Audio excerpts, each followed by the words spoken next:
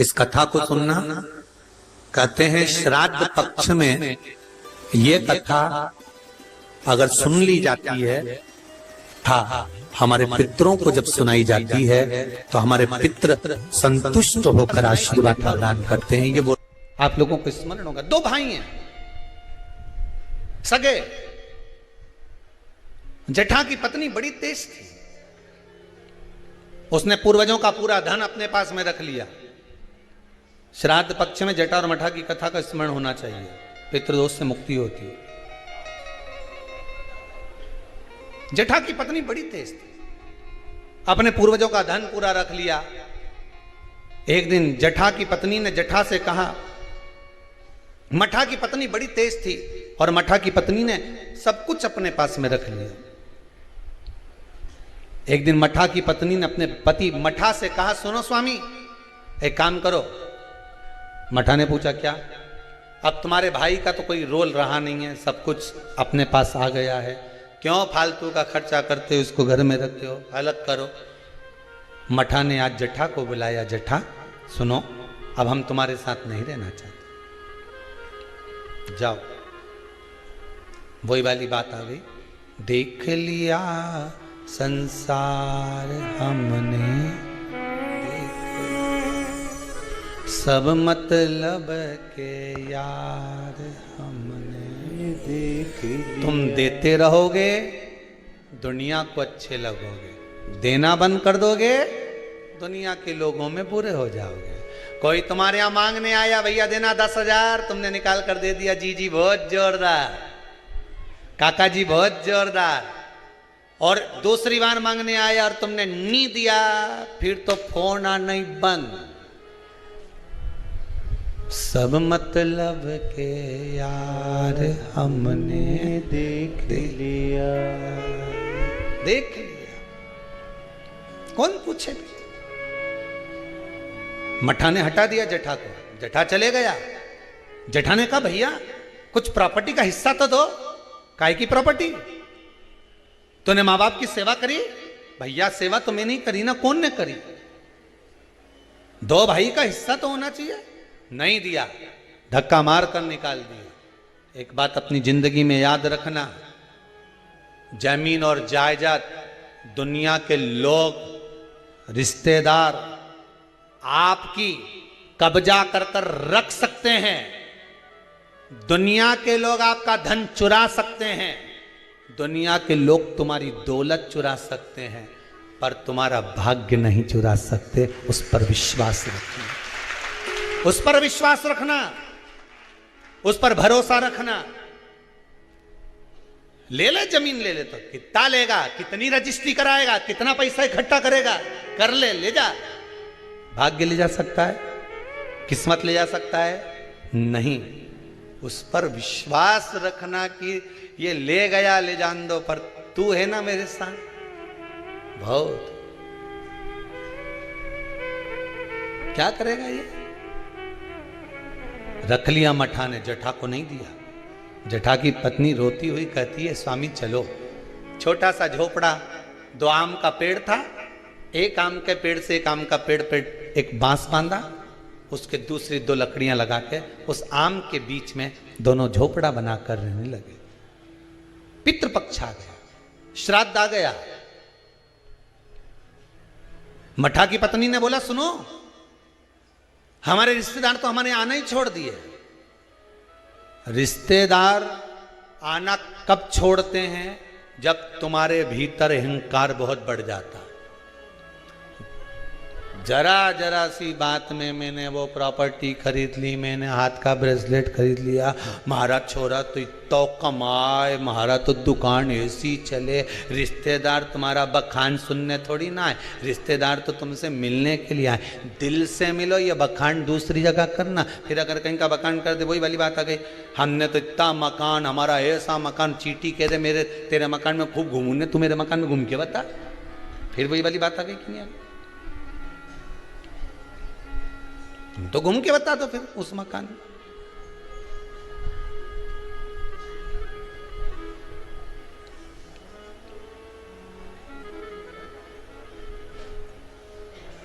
घूमो जितना घूमो।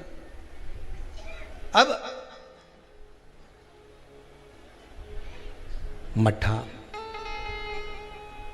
की पत्नी ने कहा अपने यहाँ रिश्तेदार नहीं आ रहे। अब इतना अपने जोरदार कलर करवाया मकान में, कितना जोरदार जोरदार फर्नीचर बनवाया, और कोई देखने नहीं आए तो काय का मतलब। एक काम करो, तुम्हारे पिताजी का श्राद्ध आ रहा है, तुम्हारे दादाजी का श्राद्ध आ रहा है, श्राद्ध पक्ष आ रहे हैं 16 दिन श्राद्ध के।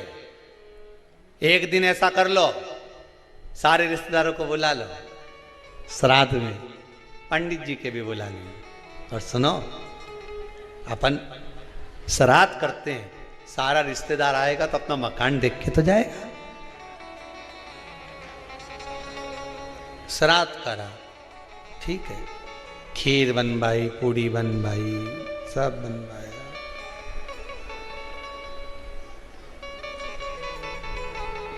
मठा की पत्नी ने करा, जठा की पत्नी बोली सुनो, आज तुम्हारे दादाजी का श्राद्ध है, घर में कुछ है नहीं, पर सुनो, वो सामने जो व्यापारी है ना, जिसकी किराना की दुकान है, उससे आपकी अच्छी बनती है ना, हाँ मेरा बचपन का दोस्त है, जाओ उसके यहां से कुछ थोड़ा सा लिया हो तो अपन खीर बना लेंगे, ब्राह्मण को दे देंगे, उसके घर पहुंचा देंगे।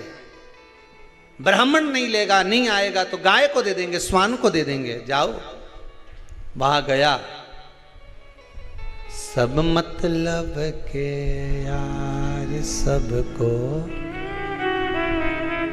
मित्र ने कहा भाई देख, देने को मैं शक्कर दे देता, सामान दे देता, मना नहीं है, पर अब मैं दे नहीं पाऊंगा क्योंकि तेरी कमाई का स्रोत नहीं है।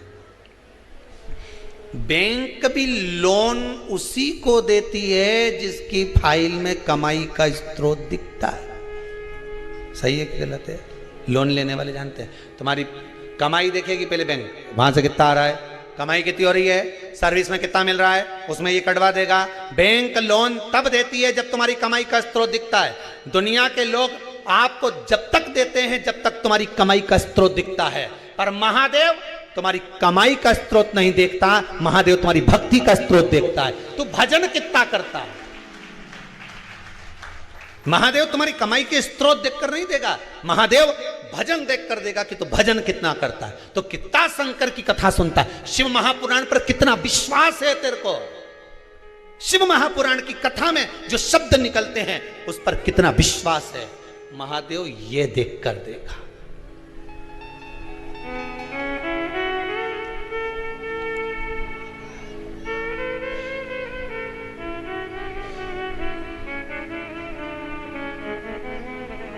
अब विश्वास, मित्र ने मना कर दिया, मैं नहीं दे सकता तुझको, भाई मत दे, पर इतना तो दे दे कि मैं कंडा जलाकर, गोबरी जलाकर, गाय का गोबर जो है सूखा हुआ उसको जलाकर थोड़ी सी घी शक्कर ही छोड़ लो।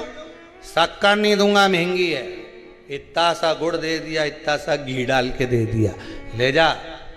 कटोरी में घी और गुड़ लेकर आया।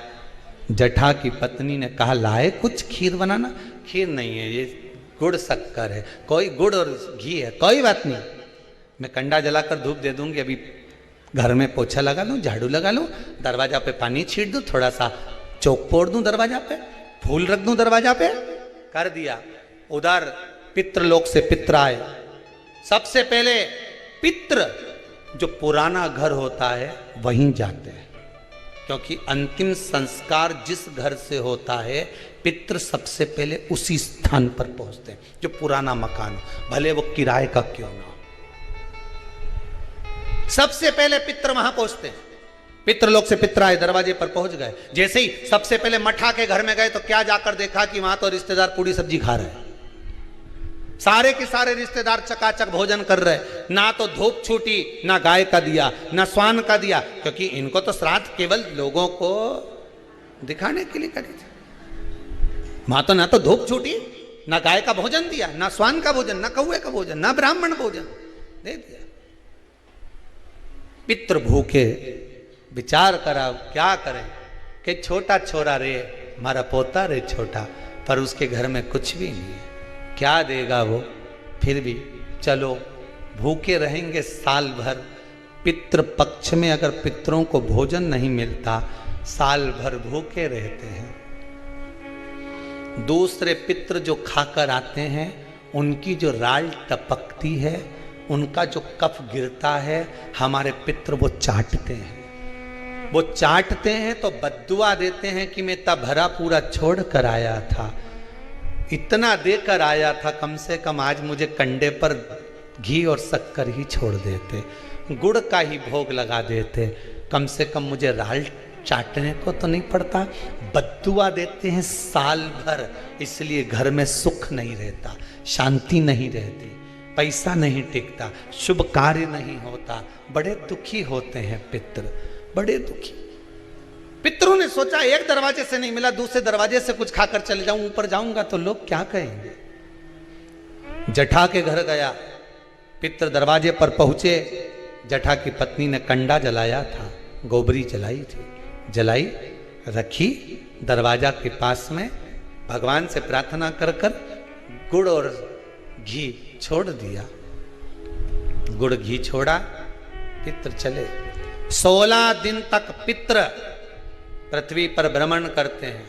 16वें दिन पितरों के देवता आर्यमा कौवे पर बैठ कर आते हैं।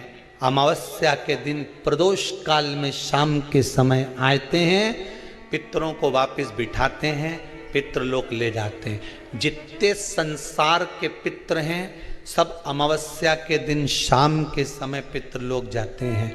इंतजार कर रहे थे पितृ, आर्यमा आए, पितरों के देवता आर्यमा स्वामी आए, कौवे पर बैठ कर आए और हमें लेकर जाए। सारे पितरों से आर्यमा स्वामी ने कहा, जाओ तुमने 16 दिन भोजन करा है, अब जाकर घाट पर पानी पी लो। कोई नदी, कोई तालाब, कोई सरोवर, कोई कुंड, कहीं जाकर शाम के समय पानी पीने के लिए पितर जाने लगे। पितर जब पानी पिए, पानी पीते से पितरों ने सोचा एक दरवाजे से भोजन नहीं मिला, उसके यहां भोजन मिला जिसके यहां कुछ भी नहीं था। पितरों ने विचार करा, आर्यमा स्वामी को आने में देरी है, आज अमावस्या है, घर के लोग दीप लगाएं उससे पहले एक बार उसके घर हो जाऊं जिस घर से दीपक आ रहा है, घाट पे लगने के लिए, नदी के तट पर, तालाब पर, सरोवर को, कुएं पर दिया लगने शाम को आएगा, उससे पहले मैं उसके घर हो जाऊं। और पितर घर पर जाकर क्या देखे, बच्चे भूखे थे, माँ से भोजन मांग रहे थे, माँ 5 दिन से अन्न नहीं खाया, दे देना माँ। माँ कहती है नहीं है। माँ फिर कंडा जलाकर तूने ये घी और गुड़ कहाँ से ला कर दिया? बेटा पितरों के लिए लाई थी, मांग कर लाई थी, तुम्हारे लिए नहीं है। एक काम करो, मैंने हंडी रख दी है, एक बर्तन रख दिया, भगोनी रख दी, उसको प्लेट से ढक दिया, उसमें भोजन रखा है, मैं 2 दिन बाद दे दूंगी। बेटों ने जाकर देखा तो उसमें भोजन नहीं था। माँ तू रोज तो वो भगोना दिखाती है, पात्र दिखाती है और कहती है भोजन मिलेगा। 3 दिन हो गए माँ, 5 दिन हो गए, नहीं मिला माँ, और 2 दिन का बोलती है। कोई बात नहीं। पितर वापिस आए, दरवाजे से लौट कर वापिस घाट पर आए। घर का बेटा दिया जलाने के लिए आया नदी के तट पर। पितर आचमन कर रहे थे पानी का। शाम के समय पर आर्यमा स्वामी ने पूछा, बोलो पितरों, तुम्हारे भोजन करने के बाद किसके घर में क्या देना है बता दीजिए। आर्यमा स्वामी ने पूछा तो पितर कहते हैं, जठा के घर में खाने के लिए नहीं है, उसको वर दे दो, दूध नहाए पूते फले, खूब उन्नति करे, वर प्रदान कर दो। जठा के घर में दूध नहाए पूते फले। जैसे ही बेटे ने दिया जलाया घाट पर, वहां पर खुशियों का दीप जल गया, आनंद का दीप जल गया, सारा सुख जठा के घर में पहुंच गया। मठा धीरे धीरे तिल तिल तिल तिल घटने लगा, जठा तिल तिल बढ़ने लगा। ये पितरों की कृपा होती है। मेरा सबसे निवेदन है, अमावस्या के दिन शाम के समय प्रदोष काल में नदी के तट पर जाओ, कुएं के तट पर जाओ, बावड़ी पर, तालाब पर, कहीं पर भी जाकर दिया जरूर जलाओ। नदी तालाब बावड़ी नहीं हो तो पीपल के पेड़ के नीचे, बेलपत्री के पेड़ के नीचे या बट के पेड़ के नीचे जलाओ। और शाम के समय जब प्रदोष का काल हो, शाम का समय हो, सूर्यास्त का समय हो, भगवान आर्यमा स्वामी पूर्वजों को लेने, पितरों को लेने आए, तब आप एक दिया घी का जला देंगे दक्षिण की ओर मुख कर कर, तो वो कुछ वर हो सकता है। अगली श्राद्ध से पहले बाबा आपको घर, मकान, जमीन, जायदाद, संपदा सब दे। कृपा, उस पर विश्वास रखिए, भरोसा। तब तो लोग गाते हैं जय जय पितर जी महाराज, शरण में तेरी आया, शरण में तेरी आया हूँ, शरण में तेरी आया, जय जय पितर जी महाराज, शरण में तेरी।